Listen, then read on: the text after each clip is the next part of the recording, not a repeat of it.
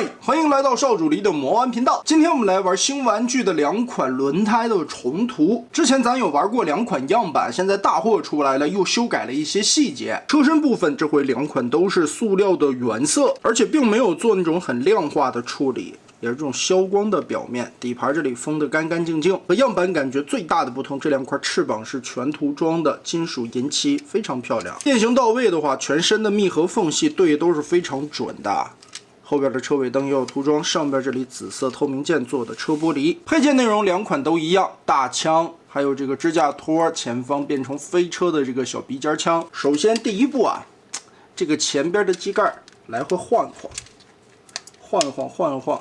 就可以把這一塊的縫隙打開。前方的底盤這兩塊腿板摳着邊緣，我們往下拉一拉，拉出來這一塊的縫隙。這個時候，車門和前方連接的這一塊縫隙線就可以稍微的張開，撬出裡邊連接的卡扣，把這個地方撬鬆。兩條腿順勢打開中間的連接卡扣，拉鬆掉。車前方的這一塊三角區打橫90度。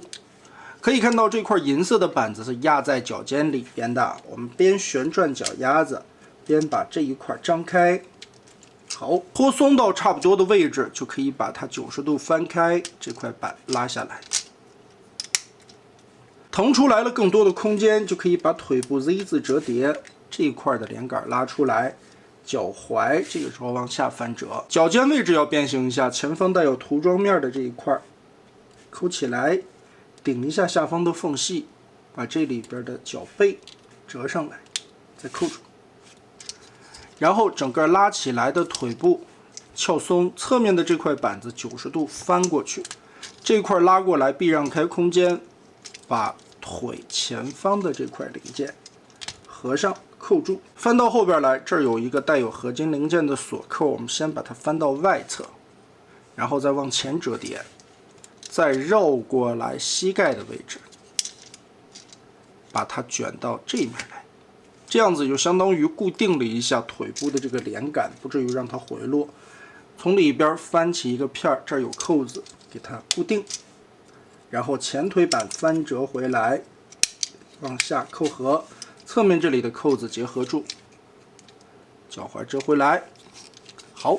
這一條腿我們就搞定了。現在轉到後半截，翅膀根部這裡連接的插扣給它打開，往外翻轉。在這個位置的邊緣有一個鎖扣，我們轉過來，把這個扣子給它掛上，然後從肚子裡邊把兩個手臂打開扣子，給它從這兒先翻折出來。車尾後邊的這一塊蓋子左右打開，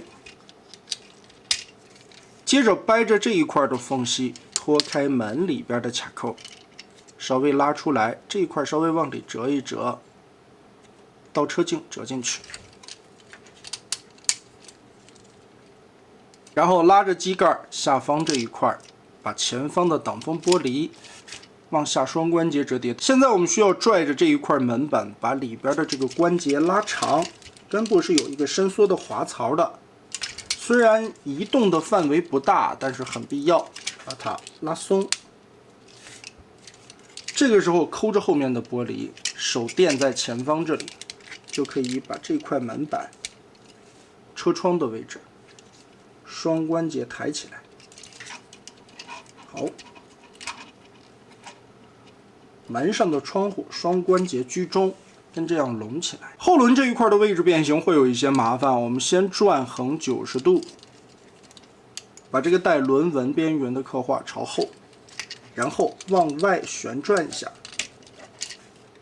轉出來之後騰出來更多的空間。這一塊有一個合金的軸，順着合金軸向下折疊90度，折下來之後，這個橫向的合金軸啊，這裡會有一個伸縮的空間，注意看這兒是有縫隙的，把它往裡推。哎，讓這個零件貼齊，也就是把這個合金零件滑了進去。好，這個時候我們翻轉門板，折過來的同時呢，要把這一塊肩膀的零件繼續往上彎折。翻折過來以後，哎，放在这兒，然后手臂这里 Z 字的双关节给它掰直，旋轉到正確的角度上。好，現在2個肩膀我們也就處理出來了。順勢把這一塊肚子的假車頂打開，根部連接的插扣，雙段關節往下彎折。這個時候腰部這裡干涉到了，我們把腰部90度就可以疊放回來，胯部這裡再掰直。注意它前裙甲的这個造型拼合好，肚臍這裡有連接的扣子，把這裡鎖上。可以看到黑色款的這個胸甲還是用金屬漆塗出來的玻璃啊，挺好看的。上方這裡的2個插扣翻轉個180度，折平。來看尾部這一塊的處理，整個摳着中間這裡打開，裡邊有插扣的地方打鬆。邊折動的時候，可以看到腦袋藏在裡邊的，我們不要把它折到底啊，不然這個腦袋不太好出。人頭塞進去的時候，其實是一個抬起來仰脖的狀態，所以最後出的時候呢，我們要拨着中間白色的肘，先往下拉一下，哎，这個樣子才能讓過腦門，把它順勢脖子根部的關節翻轉180度，這個軸還是挺緊的，腦袋轉正。在脖子前方這裡還有一個小蓋板，把它扣進去，折成90度，听到吧嗒一聲，這個地方就鎖住了。車頂這一塊一體收納的武器，我們先把中間這裡翻轉180度擰到外側來，然後原先在出版輪胎原色这裡是一個合金的桿子，現在換成了尼龍的材質，而且取消了背後的掛鈎。我們順着這裡給它脫開，根部關節這裡旋轉180度。現在就可以往出翻轉中間的這一塊，邊翻轉的時候也是要避讓出來兩側肩炮的位置。打開邊緣這裡還有一個連接的轉軸，撥鬆。好，這個時候會讓出來更大的空間，目的是為了繞過來後方的邊緣，把這個肩炮旋轉180度。哎，脫開這一塊，增加活動位置。讓過來180度，我們再翻轉，背後完全貼平，就可以把側面的這2個活動的軸再鎖進去，鎖到底有一個定位點，吧嘚兒。然後中間這裡翻起來這一塊90度，讓正面的塗裝面貼平，炮管旋轉出來，外側這裡雙關節給它張開，然後順勢跟這裡貼上。上方這一塊黑色的根部還有一個轉軸，我們往下折疊90度，折過來以後扣上。車門上方的2塊窗戶雙關節在居中，夾到最小的幅度。外側的這一片，注意這一塊雙關節根部是有一個滑槽的，我們往上推動，推上來以後先往外折疊90度。這一塊軸根部這裡剛好有個凸起，和這個小凹洞這裡定位卡住。再把這一塊往內收，然後就順着外側的關節把它翻轉過來。